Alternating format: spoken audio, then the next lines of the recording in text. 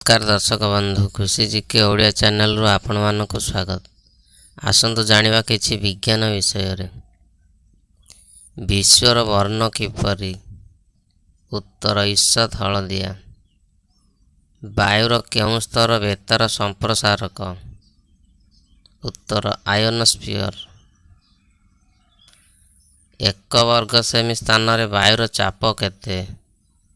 उत्तर 1.05 किग्रा। आकाश नील दिशे काहींकी?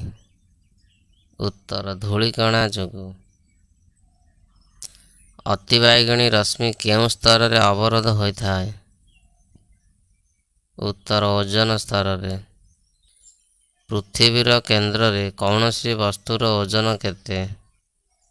उत्तर 0 किग्रा। 1 डिग्री अक्षांश केते किमी? उत्तर 111 किमी। पृथ्वीर केउं शक्ति आमको धरी रखिछि? उत्तर माध्याकर्षण शक्ति। वायु रे केते भाग जलीय बाष्प थाए? उत्तर 1.4 भाग। वायुमंडल रे सर्वोच्च स्तर किए? उत्तर थर्मोस्फियर। केउं उपादान रे गठित अंतःग्रह?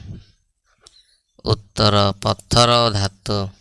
केउं कारणरू ग्रह माने कक्षच्युत हुअन्ति नहीं? उत्तर सूर्यंक महाकर्षण शक्ति जोगु। आमे सर्वदा चंद्रर गोटे पार्श्व देखु काहींकी? उत्तर चंद्रर आवर्तन और परिक्रमण समय समान न थाए। सूर्य केउं दिन पृथ्वीर निकटतम होइथाय? उत्तर जानुआरी 3 तारिख दिन। सौर जगतर उज्ज्वलतम ग्रह किए? उत्तर शुक्र। सौर जगतर क्षुद्रतम ग्रहर नाम कौन? उत्तर डेमोस। बृहत्तम ग्रहर नाम कौन? उत्तर बृहस्पति। केउं केउं ग्रह को अंतःग्रह कहा जाए? उत्तर बुध, शुक्र, पृथ्वी और मंगल। केते वर्ष रे सौर कलंक परिवर्तन हुए? उत्तर 10 वर्ष रे। सूर्यंक व्यास केते?